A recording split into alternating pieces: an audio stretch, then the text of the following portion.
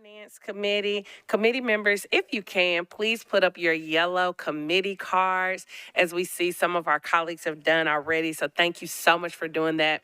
We currently have a quorum with 11 people present.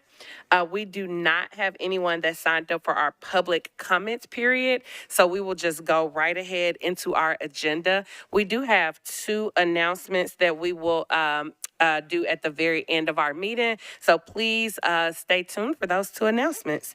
Right now, for our consent agenda, we have the following items to be considered for the consent agenda.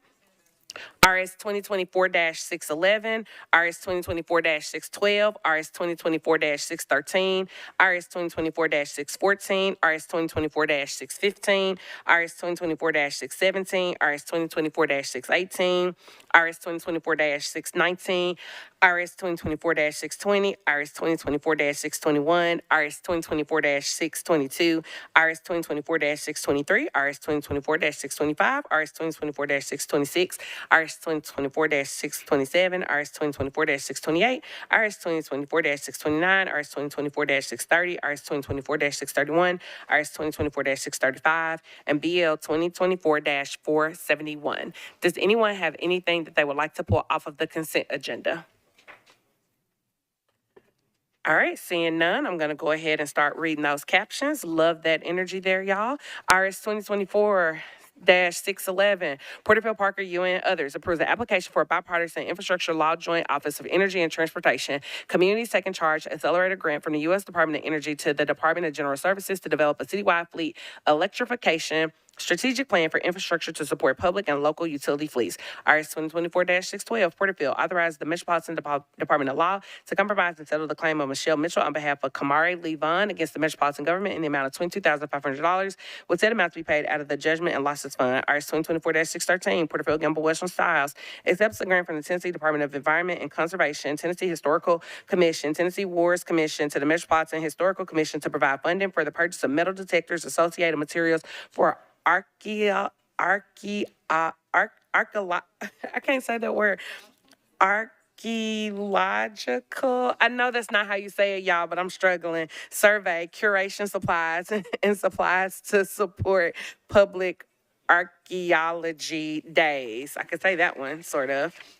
RS 2024-614, Porterfield Bradford approves the state and local cybersecurity grant program application and accepting a SLCGP grant award from the Tennessee Department of Finance and Administration Strategic Technology Grants to the Information Technology Services Department to utilize cybersecurity awareness training and deploy an endpoint detection and response solution. RS 2024-615, Porterfield Gamble and Walsh approves the First Amendment to a grant contract for constructing affordable housing approved by RS 2022-1858 between Metropolitan Housing Trust Fund Commission and Mary Queen of Angels Incorporated. RS 2024-617, Porterfield Gamble and Welsh approves the Second Amendment to a grant contract for constructing affordable housing approved by RS 2022-1857 between the Metropolitan Housing Trust Fund Commission and Thistle Farms Incorporated. RS 2024-618, Porterfield Gamble and Welsh approves the First Amendment to a grant contract for constructing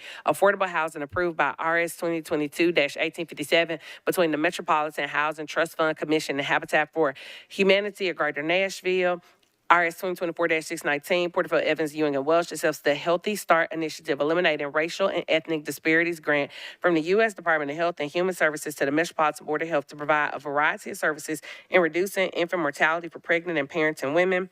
RS 2024-620, Porterfield Evans, Ewing, and others approves Amendment 1 to a grant from the U.S. Department of Health and Human Services to the Metropolitan Board of Health to provide for the prevention, surveillance, diagnosis, and treatment of HIV and AIDS and to administer a minority AIDS initiative program. RS 2024-621, Porterfield Evans, Ewing, and Welsh accepts a grant from the Greater Nashville Regional Council to the Metropolitan Social Services Commission to provide nutrition services for older and disabled adults and transportation services for eligible persons. IRS 2024-622, Porterfield, Evans, and Welsh accepts a homeless management information systems grant from the U.S. Department of Housing and Urban Development to the Office of Homeless Services to pay the software system vendor, purchase additional user licenses when needed, and continue integrating data from the Nashville Rescue Mission. IRS 2024-623, Porterfield, Evans, and Welsh accepts a coordinated entry process grant from the U.S. Department of Housing and Urban Development to the Office of Homeless Services to support the work of coordinated entry through planning, implementation, process improvement, program evaluation, and community education. RS 2024-625, Porterfield, Styles, and Welsh approves a grant contract between the Conservancy for the Parthenon in Centennial Park as fiscal agent for Celebrate Nashville, a 501c3 organization to provide cultural event management services. RS 2024-626, Porterfield, Evans, and Bradford approves an application for a Paul Coverdale Forensic Science Improvement Grant from the U.S. Department of Justice, Office of Justice Programs, Bureau of Justice Assistance to the Metropolitan Nashville Police Department. RS 2024-627, Porterfield authorizes the Metropolitan Department of Law to compromise and settle the property damage claim of Afney Incorporated as subrogee of Great Northern Insurance Company against the Metropolitan Government for $22,635.97, with said amount to be paid out of the Self-Insured Liability Fund. RS 2024-628, Porterfield, Barker, Welsh, and others accepts a Healthy Built Environment grant from the Tennessee Department of Health to NDOT to assist in funding the Antioch Pike Textile Urbanism Project to facilitate pedestrian safety, social interaction, and improve streetscapes.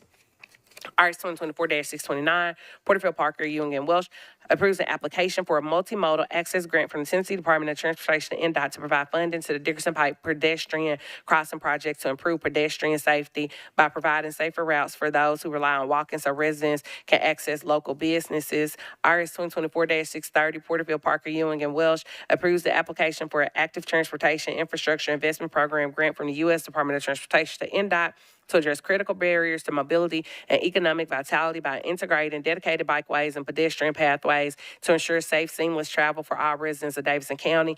RS 2024-631, Porterfield authorized the Metropolitan Department of Law to compromise and settle the personal injury claim of Michael Cook against the Metropolitan Government for $140,000, for said amount to be paid out of the Self-Insured Liability Fund. RS 2024-635, Porterfield authorized the Metropolitan Department of Law to compromise and settle the property damage claim of Zayo Group LLC against the Metropolitan Government of Nashville and Davidson County in the amount of $40,750,000, for the said amount to be paid out of the Self-Insured Liability Fund. And BL 2024-471, Porterfield, Welsh, and Ellis approves an agreement between the Metropolitan Nashville Public Defender and Lipscomb University to provide training and education for students enrolled in Lipscomb's Department of Social Work and Sociology program. Is there anything that anyone wants to pull off the consent agenda? All right, seeing none, all those in favor of the consent agenda say aye. Any opposed, nay. Any abstentions or anyone not voting? Consent agenda passes 12 in favor, 0 against, 0 not voting.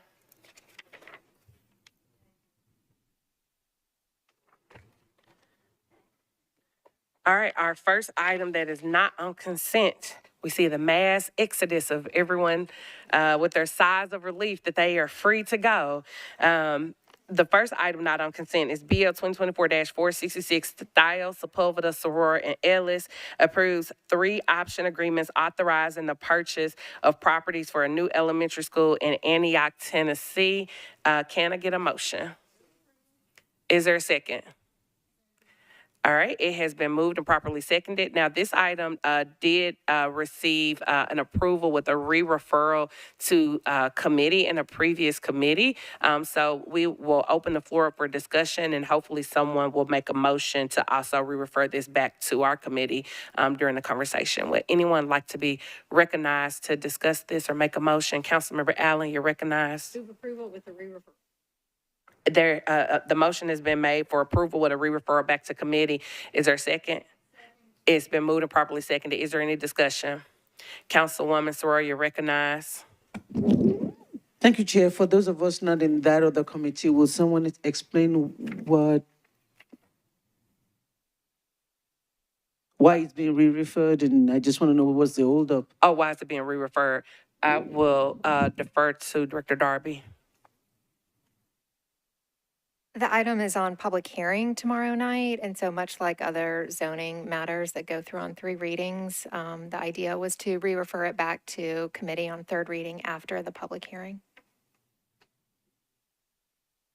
Thank you. Are there any other questions? Seeing none, all those in favor say aye. Anyone opposed? Anyone not voting? Motion carries 12 in favor, 0 against, 0 not voting. So it was approved today and it'll be referred back to committee. The next item is RS 2024-570, Coupon Porterfield Parker and Welsh. Accepts a donation from 601 Lafayette Owners LLC in the amount of $100,000 as a contribution towards infrastructure improvements towards the cost of construction of a nearby community pocket park. Can I get a motion? Is there a second? There's a substitute. Will someone move the substitute? Is there a second? It has been moved and properly seconded. Councilmember Coupon, would you like to speak on this? Sure. Thank you, Chair. So just want to speak on this, that the intention originally, it's a developer that's putting some money into infrastructure improvements in the area. The previous iteration incorrectly alluded to money going to a pocket park. There is no park that is being built right there. So this is just a housekeeping matter, cleaning up the bill so it's clear that the money is going to infrastructure. Thank you. Is there any additional discussion? Seeing none, all those in favor say aye. Any opposed, nay. Any abstentions or anyone not voting?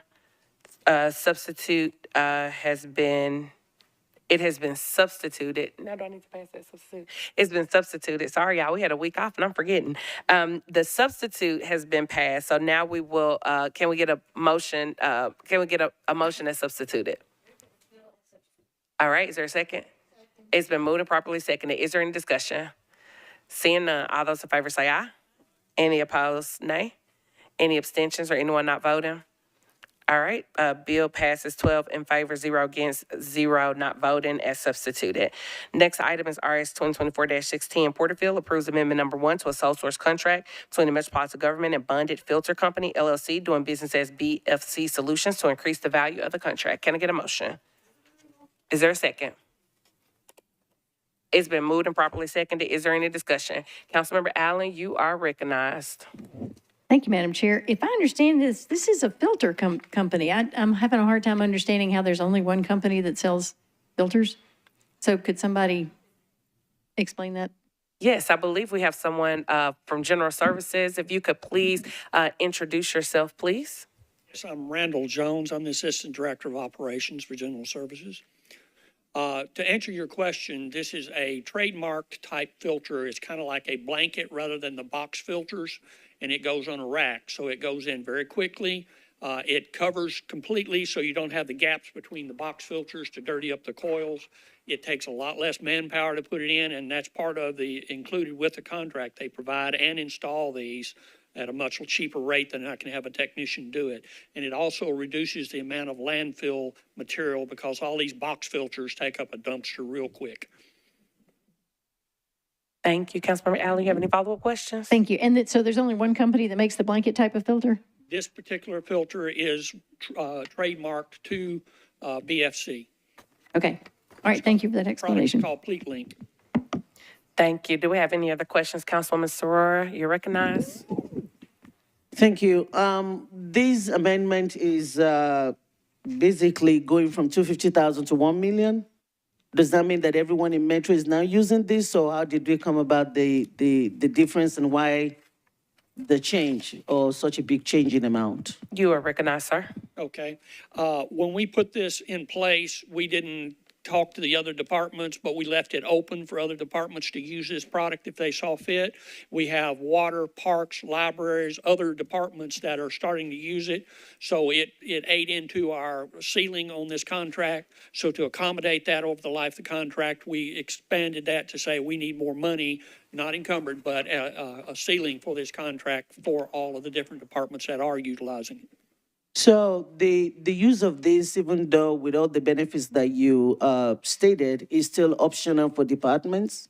Yes. Or is it every department that gets to use it now? Any department can use this product.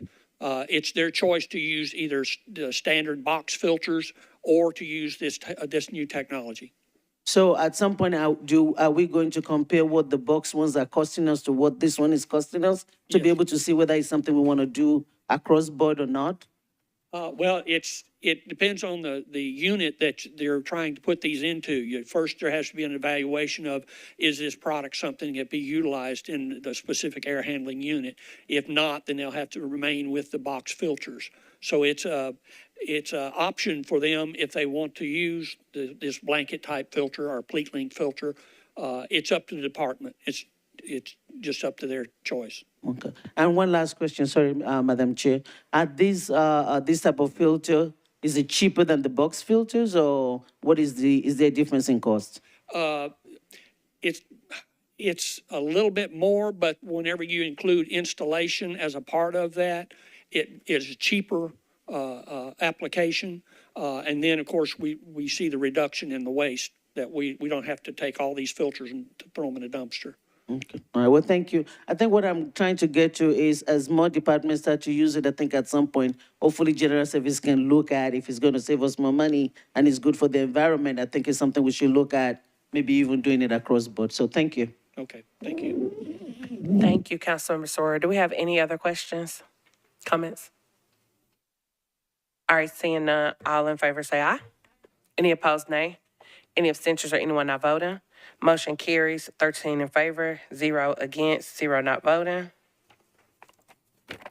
The next item that was not on the consent agenda is agenda item number 9, RS 2024-616, Porterfield, Gamble, and Welsh approves the second amendment to a grant contract for constructing affordable housing approved by RS 2022-1443 between the Metropolitan Housing Trust Fund and Clark UMC Community Development Corporation Incorporated. Can I get a motion? Is there a second? It's been moved and properly seconded. Is there any discussion? Council Lady Soror, you're recognized. Thank you. I have no objection to the amendment, but I saw that the reason why we're increasing the money is because of the water department, and I just want to understand what that is, basically.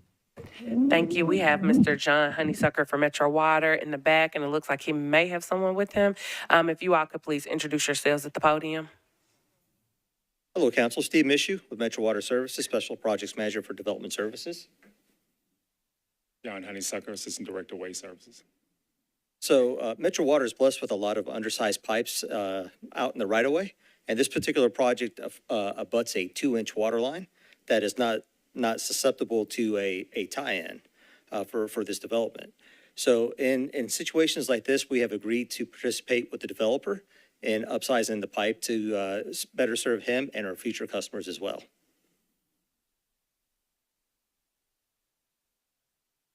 Council Lady Allen, you're recognized. Thank you, Madam Mr. Chair.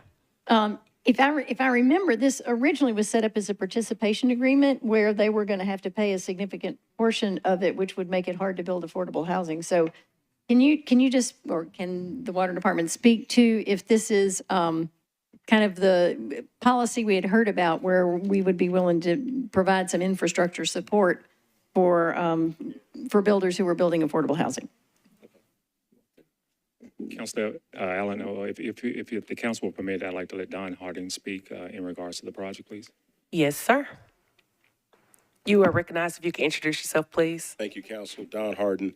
I serve as project manager hired by Clark Community Development, CDC. Also with me is Gloucester Current, who's on the board of CDC. So basically what happened is the CDC had three parcels divisible by 2 to make 6 affordable housing. On the street, we learned that the 2-inch water line was not going to be sufficient. At first, we were going to our design from Catalyst just told us to tap into 14th to our property, which is somewhat in the middle of the road between 12th Avenue and 14th Avenue on Phillips Street. And they came back and said, maybe it's an opportunity. Metro Water thought an opportunity to redo the whole street, so we installed an 8-inch water line per their requirement. In addition to that, we had to retap all the units on the street. So basically, we served as a water department for that project. Thank you, Mr. Harden. Do we have any additional questions? Mr. Mishu, did you want to be recognized again? Yes, please. Okay, you're recognized. I will say that Metro Water does have a lot of 2-inch slated for replacement. Unfortunately, not all of them are being replaced at the same time. So this is our way of helping out with the development is by, when they come in, we will participate with them and help have a win-win situation and help them out with some participation as well. Thank you so much. Do we have any other questions? Seeing none, all those in favor say aye. Aye. Any opposed, nay. Any abstentions or anyone not voting? Motion carries, 13 in favor, 0 against, 0 not voting. The next item that was not on the consent agenda is item number 17, RS 2024-624, Porterfield Styles, UN and Welsh. Accepts a grant from the Tennessee State Library and Archives to the Nashville Public Library to target library materials to persons having difficulty using the library and to the underserved to provide special services to children and young people and to promote general education support services. Can I get a motion? Is there a second? It's been moved and properly seconded. Is there any discussion? Seeing none, all those in favor say aye. Any opposed, nay. Any abstentions or anyone not voting? Motion carries, 13 in favor, 0 against, 0 not voting. Next item that was not on the consent agenda is agenda item number 26, BL 2024-468, Porterfield, an ordinance amending the Metropolitan Code of Laws, 2.24.250. Can I get a motion? Is there a second? It has been moved and properly seconded, and I'm going to be requesting a 1-meeting deferral. Would someone make that deferral, and then I'll speak on it? Thank you. Is there a second? It's been moved and properly seconded. Director Darby, will you speak on the deferral, please? Yeah, so we've had some conversations briefly with legal about some potential additional amendments to kind of clean up some of the language between 2.24, 2.240I, and 2.24.250F to make certain that there is an option for schools purchase properties and those purchase options to go through by resolution with a public hearing, but then have the notice be provided the way we provide notice for other public hearings, as opposed to having the potentially having the planning commission to provide the notice to everyone. So just a couple of little minor amendments that we're going to work on over the next couple of weeks before the next meeting. Councilmember Allen, you're recognized, and then Councilmember Quinn Siegel got you next. Councilmember Allen. And we spoke about this, and so are we moving this because it currently sits under disposition of surplus property when it's talking about buying property? Are we moving it to 0.240 where it makes sense? Can we talk about that? We can have that conversation, and I will definitely bring that up, but that was not part of the conversation. These two provisions have been laid out like that for quite some time, so. They've been wrong for quite some time. We'll see about, that's a larger cleanup. Okay. Questions. Just seems like a good opportunity. Yeah. Thank you. Ooh, that was spicy. Thank you, Councilmember Allen. Councilmember Evan Siegel, you're recognized. I think that got to a little bit of it, and I appreciate the deferral. I'm in support of it. I also have some questions, but I am happy to email the council office about that offline.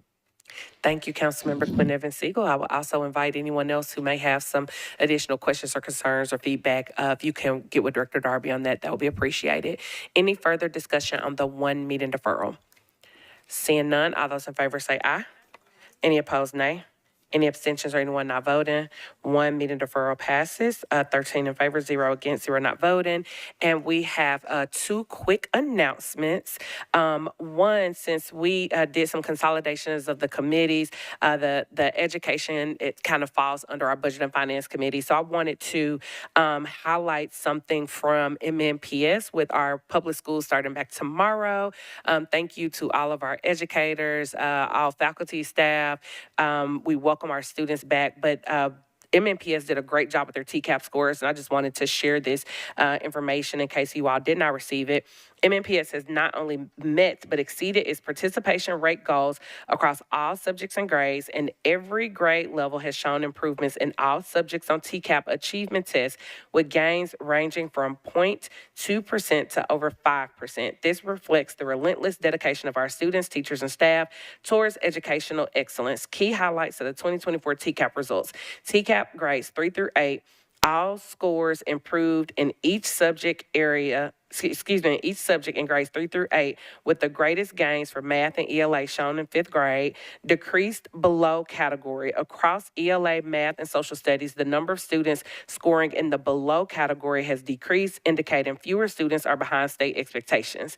Increase exceeding category. There has been an increase in the number of students scoring in the exceeding range across most subjects and grades. Exceeding the states, MNPS exceeded the state's growth over 2023 data in all 4 TCAP and 2 out of 4 EOC overall categories, as well as 17 out of 21 grade level TCAP categories, math, ELA, science, and social studies. And for our high school level, while results for math ELC subjects are pending due to standards setting process, there have been reported increases in proficiency levels in biology, English 1 and 2, and U.S. history, with gains of up to nearly 3 percentage points. Our students' gains over the last 3 straight years is consistent with the national recognition MNPS has received regarding our learning recovery after COVID. These gains have been aided by the additional federal investments through ESSER, which we are now entering into our final year.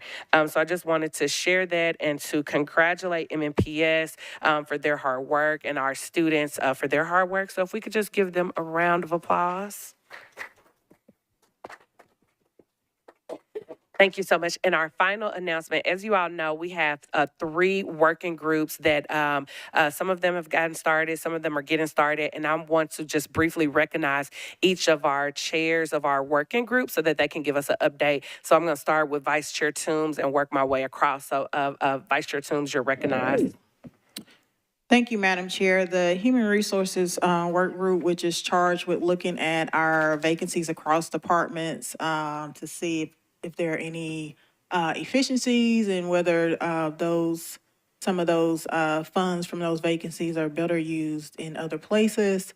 We will be meeting in the next couple of weeks. Director Darby is working with me to set up a date, and there will be a full agenda at that next meeting as far as what's the roadmap for whether the working group is how the working group is gonna move forward. Thank you, Council Lady Toombs. Council Lady Allen, you're recognized. Thank you, Madam Chair. My group so far consists of Councilmember Spain and Councilmember Gregg. We have met several times with some very helpful people from the Finance Department to talk about the nonprofit process and have learned a lot about some departments that have a really good, robust process set up, that there is a standard Metro grant application that can be used but isn't also. So our goal from here is to learn better about how departments can use that more effectively, and then hopefully before we get to next year's budget, have a better understanding of how when people make budget requests, we can work through a logical process without stifling the ability to reward people who are doing great things and ask nicely, but just to make it a little bit more systematic and fair. Thank you, Council Lady Allen. We would welcome new members if anybody else wants to join. Let me know. Thank you. And Council Lady Soror, you're recognized. Thank you, Chair. Our work group is tasked with looking at the procurement procedures with the hope of educating council members to have a better understanding of what the process looks like. We're also hoping to streamline some of the processes based on our understanding and maybe even have some legislative updates. Some of the things impacting procurement has been in the charter or been the code for a long time. And so those are the intent, that's the intent of the group. But as you all know, we got a new purchasing agent. Mr. Dennis Rowland just came to Metro. And so we wanted to give him some time to be able to settle in and look at what is happening. I met with Mr. Rowland on July 22nd. Based on our conversation, he's actually taking an overview, looking at the whole process himself, and they're coming up with a strategic plan on how they want to move forward. Based on our conversation, some of the things that they've identified will overlap with what we're looking at, and so I thought it would be better for us to let them finish that process, come up with all their recommendations before our committee or our work group starts to meet. So they should be done with that hopefully by mid-August or latest by the end of August, and so we should start meeting by then. In the interim, I've asked Ms. Heidling to put together all the laws pertaining to procurement and all the standards so that those in the work group can we can start taking a look at that as we prepare for it. So as an update, I'm getting some things ready, but I'm hoping by the end of August, we can start having a meeting.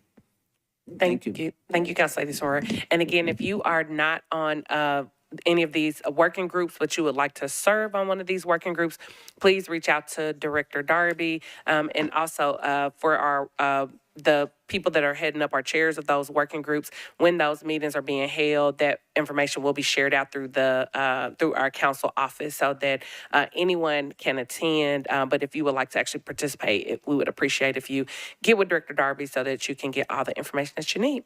And with that, our meeting is adjourned. Thank you. Y'all have a good evening.